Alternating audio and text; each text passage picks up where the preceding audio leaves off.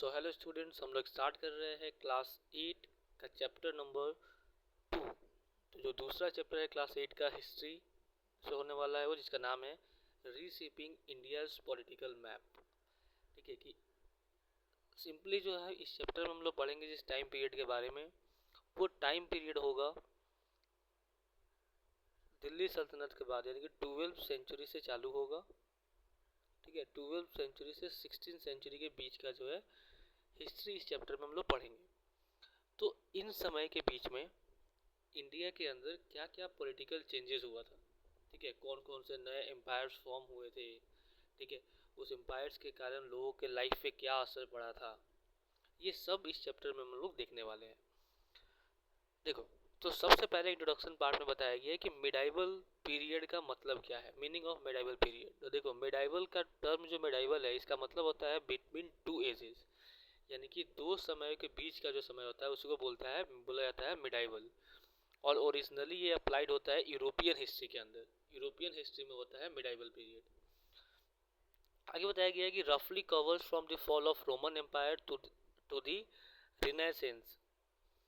बोला गया कि अब ये यूरोपियन हिस्ट्री के अंदर जो मिडाइवल पीरियड आता है, ठीक है, ये रोमन एम्पायर के खत्म होने के बाद से लेकर के, यानी कि 5th सेंचुरी से, जब दोबारा से यूरोप के अंदर में कल्चरल रिवाइवल होता है, यानी कि कल्चर्स का दोबारा रिवर्थ होता है, इसको रिनेसेंस बोला जाता है। रिनेसेंस कहने का मतलब है कि रीवर्थ ऑफ आर्ट कल्चर का जो रिवर्थ होता है, ठीक है, लिटरेचर का, इसको बोला जाता है रिनेसेंस। तो बोला गया है कि जो मिडाइवल पीरियड है यूरोपियन हिस्ट्री के अंदर कब से कब के बीच में आता है, तो फॉल ऑफ रोमन एम्पायर से यूरोप के अंदर में जब रिनेसेंस होता है तब, यानी कि 5th से 14th या 16th सेंचुरी के बीच का जो समय होता है वो होता है यूरोपियन हिस्ट्री के अंदर मिडाइवल पीरियड। ठीक है, बस इंट्रो है, इस पर हमको ज़्यादा ध्यान नहीं देना है। आगे बोला गया वाई दी सेम टर्म। आखिर यूरोपियन हिस्ट्री का जो टर्म है मिडाइवल, वो हम लोग भी क्यों यूज़ करते हैं, सेम टर्म क्यों है हमारे हिस्ट्री के लिए। क्योंकि यूरोप का तो हिस्ट्री अलग होगा, इंडिया का हिस्ट्री अलग होगा, लेकिन जो टर्म हम लोग यूज़ करते हैं मिडाइवल पीरियड, तो ये हम लोग सेम टर्म क्यों यूज़ कर रहे हैं। तो बताया गया कि Europe and India's history are different, बहुत ज़्यादा डिफरेंट है। यूरोप और इंडिया का जो हिस्ट्री है वो बहुत ज़्यादा अलग है। So applying the same term to both is not ideal. इसीलिए दोनों हिस्ट्री में सेम टर्म को अप्लाई करना मिडाइवल, ये सही नहीं होगा। Historians do not always agree on which period it cover in India. और इंडिया के अंदर में जो हिस्टोरियंस है काफ़ी बार जो है एग्री नहीं कर पाते हैं कि इंडिया के अंदर में कौन सा जो पीरियड है वो इसके अंदर आएगा, मतलब कौन से सेंचुरी से लेके कौन से सेंचुरी तक का जो समय होगा वो मिडाइवल हिस्ट्री के अंदर आएगा। इसको जो है हिस्टोरियंस काफ़ी बार जो है इस बात पे एग्री नहीं कर पाते हैं।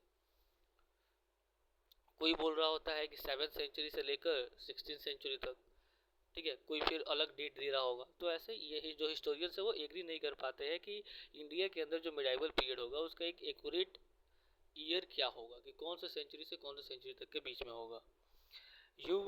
आगे बोला गया we will sometime use the term medieval for simply means period from 11th to 17th century.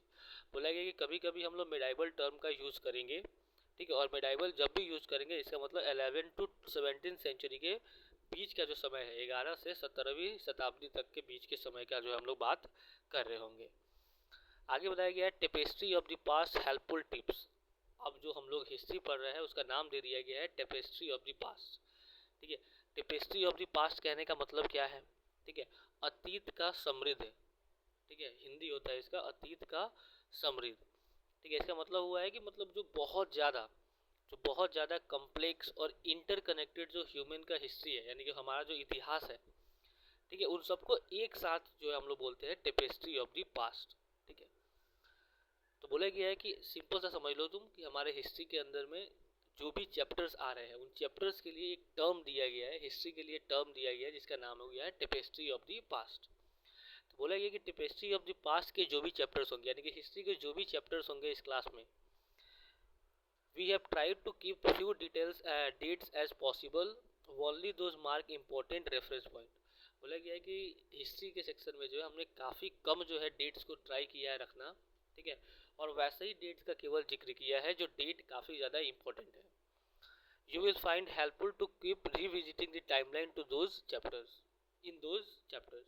और बोला गया कि हिस्ट्री के हर एक चैप्टर्स में आपको टाइमलाइन को जो है दोबारा हमेशा जाकर विजिट करना है। तो जब भी आप हिस्ट्री पढ़ते हो, ठीक है, तो उसमें बार बार आपको जो टाइमलाइन बुक के अंदर दिया हुआ है उसको रिविजिट करते रहना है। रिविजिट द मैप टू, और मैप्स को भी रिविजिट करना है, as they will help you visualise the geography that was traversed by the armies, common people, traders, scholars and spiritual figures। तो ये दो चीजें आपको याद रखना है, ठीक है। पहला क्या कि आपको टाइमलाइंस को हमेशा विजिट करते रहना है, दूसरा आपको मैप को विजिट करते रहना है ताकि आप इस जियोग्राफी को समझ पाए, ठीक है, क्योंकि उस समय के जो कॉमन पीपल थे, जो आर्मीज थी, या फिर जो व्यापारी थे, जो स्कॉलर्स थे, वो कैसे जो है इन इलाकों में रहते थे, ठीक है, कैसे अफेक्टेड थे इन रीजन से। आगे चला जाए। नेक्स्ट आगे बताया गया है स्पेलिंग्स। देखो बोला गया है कि because of difficulties in transcribing Persian script in the Roman script. बोला गया है कि क्योंकि पर्शियन में जो चीज़ें लिखी गई है, पर्शियन स्क्रिप्ट में जो चीज़ें लिखी गई है, उसको रोमन स्क्रिप्ट में जब चेंज किया गया है, तो चेंज करने में जो डिफिकल्टीज आया है उसके कारण ही आप बहुत ज़्यादा अल्टरनेटिव स्पेलिंग देखने को मिलेगा। जैसे कि खलजी लिखा हुआ होगा और खिलजी लिखा हुआ होगा, तो दोनों सेमी टर्म, सेम ही चीज़ है। खलजी बोलो या खिलजी, दोनों सेम ही है। वैसे ही मुगल बोलो या मोगल बोलो, ये दोनों टर्म क्या है, सेम ही है। तो ऐसे आपको काफ़ी ज़्यादा जो है टर्म्स देखने को मिलेंगे। और ये क्यों हुआ है, क्योंकि हमने पर्शियन स्क्रिप्ट को जो है किसमें चेंज किया है, रोमन स्क्रिप्ट में, ठीक है। तो यही दोनों स्क्रिप्ट को एक दूसरे में चेंज करने के कारण ही जो है जो डिफिकल्टीज आया है वो हमें देखने को मिलता है। और जो अलग अलग दो टर्म्स जो है जिनके स्पेलिंग्स क्या होते हैं, अलग अलग होते हैं, उनका मतलब सेम होता है। बस इतना आपको याद रखना है। बोला गया और new era in India's journey begin in the early 11th centuries. बोला गया कि इंडिया के अंदर में जो है एक नया एरा, एक नया समय, जो एक नया दौर चालू होता है। कब? अर्ली 11th सेंचुरी में, जब invasion from beyond the Hind Kush mountain रीसेप India political map. कब? जब हिंद कुश जो माउंटेन है उसकी दूसरी साइड से जो है इंडिया के अंदर में बहुत सारा लगातार इन्वेजन होने लगता है, आक्रमण होने लगता है इंडिया के ऊपर, और ये इंडिया के पॉलिटिकल मैप को बदल के रख देता है। बोला गया कि no doubt India have seen much warfare in the earlier period. बोला गया कि इस बात में कोई डाउट नहीं है कि इंडिया ने इससे पहले जो है काफ़ी ज़्यादा जो है लड़ाइयाँ जो है देखी है इंडिया ने। But speed of invasion by people from outside the Indian subcontinent during this period was unprecedented. लेकिन बोला गया है कि बहुत सारा लड़ाइयाँ इंडिया ने तो देखा था, लेकिन जो इस समय में जो लगातार जो इन्वेजन हो रहा होता है इंडिया के, इंडियन सब कॉन्टिनेंट के आउटसाइड से, ऐसा कभी देखने को नहीं मिला था। ऐसा जो लगातार आक्रमण है इससे पहले कभी देखने को नहीं मिला था। Many of this invaders wear central Asian. बोला गया है कि और ये जो इन्वेडर्स होते हैं जो इंडिया के अंदर इन्वेजन करते हैं, आक्रमण करते हैं, इनमें से ज़्यादातर जो इन्वेडर्स होते हैं वो होते हैं एशियन, यानी कि टर्की या अफगान होते हैं। They were drawn to India not only for her reputed richness and territorial ambitions but also offered to spread the force of violence if necessary, their own version of their religion। बोला गया है कि अब जो invaders जो थे central Asia से, Turkey और अफगान, बोला गया है कि वो लोग इंडिया पे अगर इन्वेजन किए तो इसका एक इकलौता रीज़न यही नहीं था कि इंडिया का जो बहुत ज़्यादा रिच है, जो अमीर है, जो वेल्थ है, इसके लिए उन्होंने इन्वेजन किया। ना ही इसके लिए इन्वेजन किया कि हाँ केवल जो है टेरिटोरियल एक्सपेंशन ही करना है, मतलब इलाके को ही क्या करना है, कब्जा करना है, जगह को ही क्या करना है, जीतना है। बट इसलिए भी उन्होंने जो है इन्वेजन किया था ताकि अपने धर्म को, जिस धर्म को वो लोग फॉलो करते हैं, उसको क्या कर पाए, स्प्रेड कर पाए, फैला पाए, अगर ज़रूरत पड़ा तो वायलेंस का भी इस्तेमाल करके, ठीक है। तो सिंपल है। तो ये सारे रीजंस है जिनके कारण जो है इंडियन सब कॉन्टिनेंट के बाहर से जो है इन्वेजन जो है हमें देखने को मिलता है अर्ली 11th सेंचुरी से, ठीक है। तो हम देखेंगे कि कैसे जो है 13th सेंचुरी ऑनवर्ड्स का जो है हिस्ट्री इस चैप्टर में देखेंगे कि 13th सेंचुरी के बाद जो है क्या क्या होता है इंडिया के अंदर में इन इन्वेजन्स के कारण, ठीक है। देखो यहाँ पे टर्किक का मतलब बताया गया है, सॉरी, टर्किक का मतलब यहाँ पे बताया गया है। टर्किक कहने का मतलब है refers to the people, language and the cultures historically associated with the vast region stretching across the Central Asia all way to Turkey and Siberia।